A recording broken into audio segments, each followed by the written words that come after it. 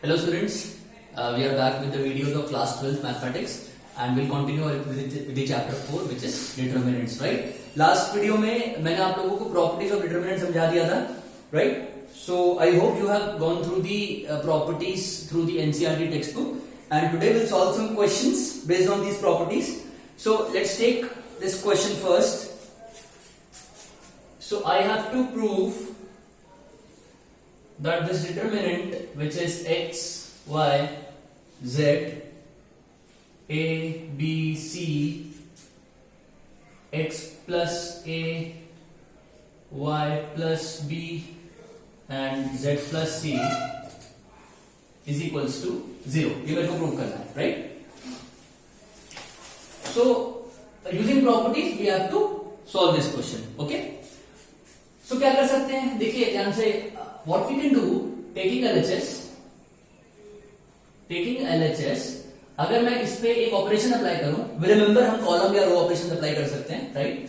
सो column 1 में I can apply an operation which is column 1 plus column 2, right? So what will happen? This will become x plus a, y plus b, z plus c, a, b, c, x plus a, y plus b, z plus c, correct? है ना? Column 1 में मैंने ये दोनों elements को add कर दिए. Now we can see that column 1 and column 3 are identical. Add करते ही क्या हुआ है? दोनों कॉलम्स आइडेंटिकल हो गए, correct? So I right since C1 and C3 are identical, therefore what will happen? The determinant is 0. और यही प्रूव करना है क्यों 0 के बराबर है. समझ में आया? ठीक है. सो we'll do one more question. So let's say I have this question with me which says this is 2, 3 and 5. Okay, so this is 7, 8, 9, 65, 75 and 86 and this is equals to 0, right? यह हमें प्रूफ करना है. So we remember कि 0 proof करने का हमें हमेशा perception ये होना चाहिए दिमाग में कि कैसे प्रूफ हो सकता है 0. या तो कोई भी दो रोज या कॉलम्स आइडेंटिकल हो जाए, राइट? या फिर दो रोज या कॉलम्स क्या हो जाए? प्रोपोर्शन में हो जाए, यानी उनका रेशियो सेम हो जाए, तभी वो डिटरमिनेंट क्या होगा? 0 होगा. तो लास्ट एग्जांपल में हमने ये देखा कि दो कॉलम्स आइडेंटिकल हो गए थे तो वो 0 हो गया था. सो अभी तो डायरेक्टली मेरे को ऐसा कुछ नजर नहीं आ रहा कि कोई कॉलम प्रोपोर्शन में भी हो या आइडेंटिकल हो, राइट? अभी ऐसा कुछ नहीं है, तो ऑफ कोर्स हमें कुछ ना कुछ मॉडिफिकेशन इसमें करना पड़ेगा. So taking LHS, what we can do, we can apply an operation in C3 which is C3 minus C1. Okay, मैं दोनों को सबट्रैक्ट करता हूं, C3 और C1 को C3 में. So this will become what? 2, 3, 5, 7, 8, 9.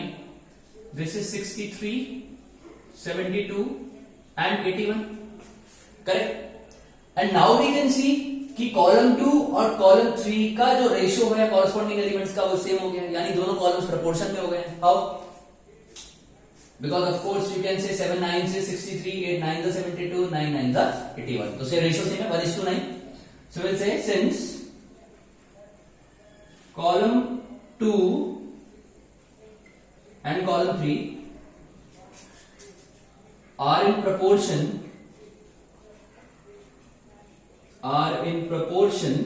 therefore again delta is equals to 0, correct? So I hope you people are getting that how we are proceeding with the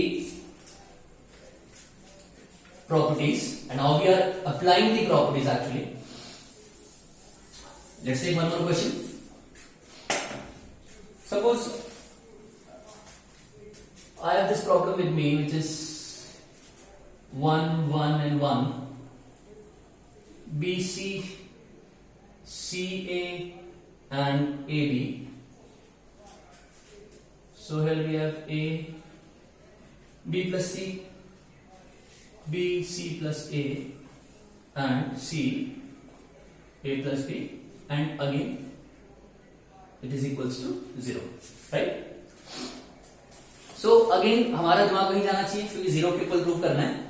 सो या तो आइडेंटिकल बन जाए या प्रोपोर्शन में हो जाए, अभी फिलहाल तो नहीं है। एक चीज मैं आप लोगों को और बताना चाहूंगा कि you will if you see and if you go through the questions you will realise कि इस तरह के क्वेश्चंस काफी मिलेंगे आपको जहां पे 1 1 1 किसी कॉलम में या किसी रो में होगा। सो एक बहुत अच्छी ट्रिक है इस तरह के क्वेश्चंस को करने की कि आप क्या कर सकते हैं, 2 1 को आप 0 में कन्वर्ट कर सकते हैं बाय अप्लाइंग सम रो और कॉलम ऑपरेशंस, और उसके बाद जो 1 बचेगा उसके थ्रू आप अगर डिटरमिनेंट को एक्सपैंड करेंगे you will surely gate the answer, right. जो भी आपको प्रूफ चाहिए होगा वो आपको मिल जाएगा। बट अभी हम उसको वैसे ना करके, क्योंकि हमें 0 करना है, तो हम एक तरीके से और जा सकते हैं। सो मैं क्या करता हूं, LHS लेता हूं। LHS में मैं कॉलम 2 में ऑपरेशन अप्लाई कर देता हूं, कॉलम 2 प्लस कॉलम 3, क्योंकि मुझे दिख रहा है सारे टर्म्स आ रहे हैं, देखो सारे टर्म्स हो जाएंगे, यहां पे ऐड हो जाएंगे, correct. So I can say this become 1 1 and 1, this will become what, ध्यान से देखिएगा, AB plus BC plus CA, this will also become AB plus BC plus CA, AB plus BC plus CA, and this will remain what, A into B plus C, B into C plus A and C into A plus B, correct. So मैं क्या कर सकता हूं, column 2 से common ले सकता हूं।